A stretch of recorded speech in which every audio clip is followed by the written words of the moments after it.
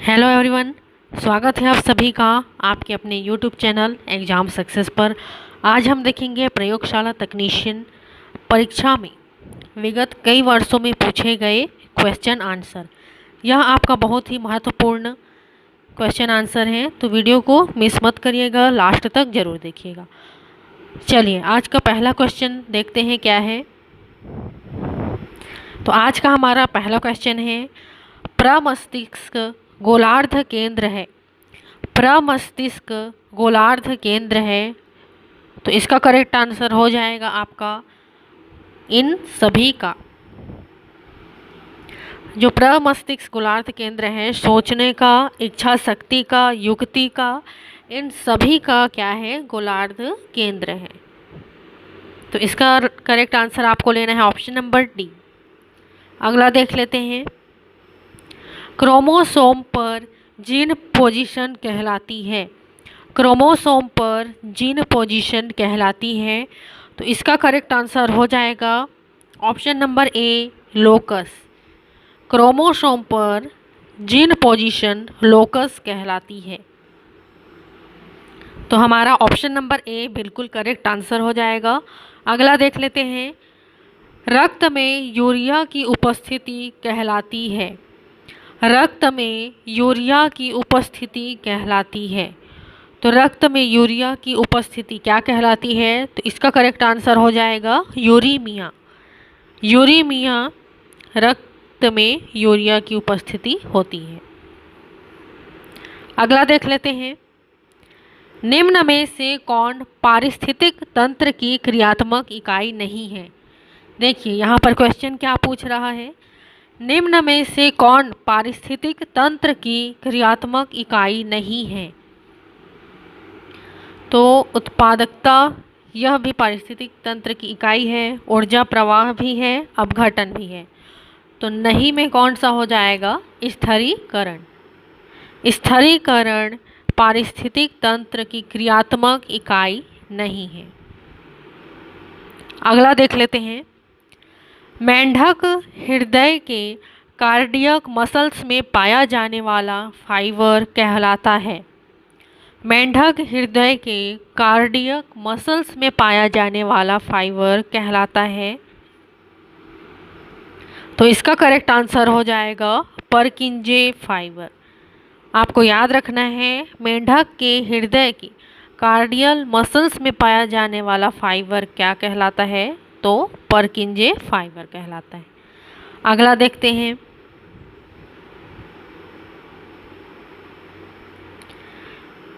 एक द्विपाली परागकोश उत्पन्न करता है। एक द्विपाली परागकोश उत्पन्न करता है, तो क्या उत्पन्न करता है, तो इसका करेक्ट आंसर हो जाएगा 4 लघु बीजाणुधानी। तो एक द्विपाली का जो परागकोश होता है वह 4 लघु बीजाणुधानी उत्पन्न करता है। नेक्स्ट क्वेश्चन देखते हैं, मटर पर किए गए प्रयोगों के दौरान मेंडल ने निम्न में से किस गुण का अध्ययन नहीं किया। मेंडल ने इनमें से किस गुण का अध्ययन नहीं किया था, तो उन्होंने फल्ली का रंग का अध्ययन भी किया था, पुष्पों की स्थिति का भी अध्ययन किया था, और फल्ली के आकार का भी अध्ययन किया था। तो इसमें इसका राइट आंसर हो जाएगा पुष्पों का रंग। मेंडल ने पुष्पों का रंग का अध्ययन नहीं किया था। ठीक है, तो इसका करेक्ट आंसर क्या हो जाएगा, पुष्पों का रंग। अगला देख लेते हैं, बीजांड होता है एक। बीजांड क्या होता है, तो यह है एक दीर्घ बीजाणुधानी। बीजांड होता है एक दीर्घ बीजाणुधानी। ठीक है, तो इसको आपको याद रखना है। अगला देख लेते हैं, ऐसी कोसा जिसमें प्रोटीन सिंथेसिस हो रही है उसमें क्या अधिक होगा। ऐसी कोसा जिसमें प्रोटीन सिंथेसिस हो रही है उसमें क्या अधिक होगा। तो यहाँ पर देखिए प्रोटीन सिंथेसिस हो रही है बोल रहे हैं। तो प्रोटीन सिंथेसिस यह किसके द्वारा ज़्यादा होता है? तो राइबोसोम, इसका करेक्ट आंसर आपको लेना है। राइबोसोम के द्वारा प्रोटीन सिंथेसिस की क्रिया होती है। ठीक है, तो इसका आपका हो जाएगा राइबोसोम। अगला देख लेते हैं। स्प्लीन के निकाल दिए जाने से होता है। स्प्लीन के निकाल दिए जाने से होता है, तो इसका करेक्ट आंसर हो जाएगा ऑप्शन नंबर ए, एंटीबॉडी का कम निर्माण। स्प्लीन के निकाल दिए जाने से होता है एंटीबॉडी का कम निर्माण। अगला क्वेश्चन है हमारा, छंदम देह गुहा युक्त जंतु समूह है। छंदम देह गुहा युक्त जंतु समूह है, तो इनमें से क्या हो जाएगा? तो इसका करेक्ट आंसर है हमारा ऑप्शन नंबर सी, एस्केलमेंथीज। ठीक है, इसका करेक्ट आंसर है ऑप्शन नंबर सी, एस्केलमेंथीज। ये एस्केलमेंथीज है ना, इसको आप लोग याद रखना। अगला देखते हैं। एल्वियोलाई एवं कैपिलरीज के बीच CO2 व O2 का मूवमेंट होता है। एल्वियोलाई एवं कैपिलरीज के बीच CO2 व O2 का मूवमेंट होता है, तो वह मूवमेंट क्या होता है? तो इसे कहा जाता है डिफ्यूजन। ठीक है, करेक्ट आंसर क्या हो जाएगा? डिफ्यूजन। अगला देखते हैं। हाथी गर्म वातावरण में निवास करते हैं, यह दर्शाया जाता है। हाथी गर्म वातावरण में निवास करते हैं, तो यह किसके द्वारा दर्शाया जाता है? तो उनके बड़े कान के द्वारा।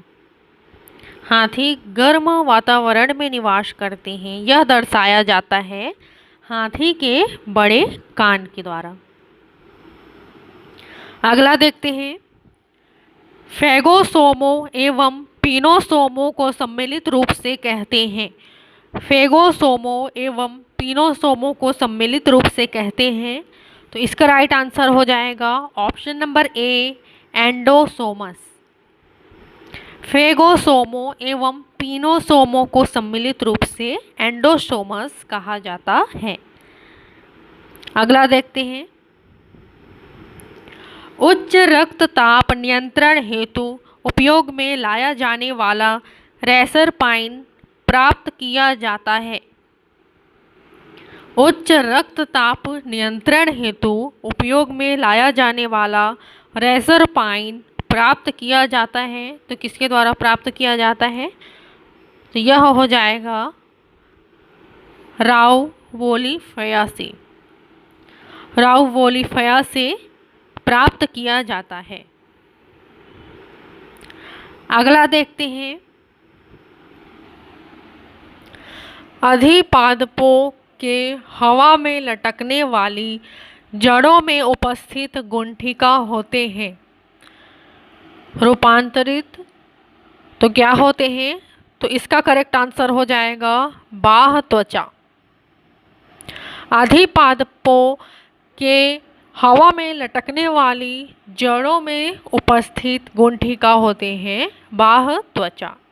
तो यह आपको याद रखना है। अगला क्वेश्चन देखते हैं। मनुष्य में आइरिस के रंगों की विभिन्नताएं जन्म से ही प्रदर्शित होती हैं। ऐसी भिन्नताओं को कहते हैं। मनुष्य में आइरिस के रंगों की विभिन्नताएं जन्म से ही प्रदर्शित होती है। ऐसी भिन्नताओं को कहा जाता है जननिक। आपको याद रखना है, बहुत ही इंपॉर्टेंट क्वेश्चन है। मनुष्य में आइरिस रंगों की विभिन्नताएं जन्म से होती है, इसे जननिक कहा जाता है। अगला क्वेश्चन देख लेते हैं। मेंढक के भ्रूणी परिवर्धन संदर्भ में कौन सी बात सही है? मेंढक के भ्रूणी परिवर्धन संदर्भ में सही है आपका ऑप्शन नंबर डी, आर्केंट्रॉन भावी आहार नाल होती है। तो यह आपका करेक्ट आंसर है। आर्केंट्रॉन भावी आहार नाल होती है। अगला क्वेश्चन है, माम्फेलेक्सिस है, तो आपको बताना है क्या है। तो देखिए इसका करेक्ट आंसर हो जाएगा ऑप्शन नंबर डी, ब्लास्टेमा की सहायता से पुनरुत्पादन। माम्फेलेक्सिस है ब्लास्टेमा की सहायता से पुनरुत्पादन। ठीक है, अगला क्वेश्चन देखते हैं। हार्मोन थायरॉक्सिन, एड्रेनिल एवं मिलेनिन निर्मित होते हैं। हार्मोन थायरॉक्सिन, एड्रेनिल और मिलेनिन यह किससे निर्मित होते हैं? तो यह निर्मित होते हैं टायरोसिन से। ठीक है, इसका करेक्ट आंसर आपको लेना है टायरोसिन। जो यह हार्मोन थायरॉक्सिन, एड्रेनिल और मिलेनिन होते हैं वह टायरोसिन से निर्मित होते हैं। तो यह थे हमारे कुछ बहुत ही महत्वपूर्ण क्वेश्चंस जो आपके पिछले एग्ज़ाम्स में पूछे गए हैं। तो अगर आज का वीडियो आपको पसंद आया हो तो वीडियो को ज़रूर से लाइक सब्सक्राइब करें, और जो आपके फ्रेंड्स एग्ज़ाम्स की तैयारी कर रहे हैं उनके साथ यह वीडियो ज़रूर शेयर करें। फिर मिलते हैं अगले वीडियो में। Thank you.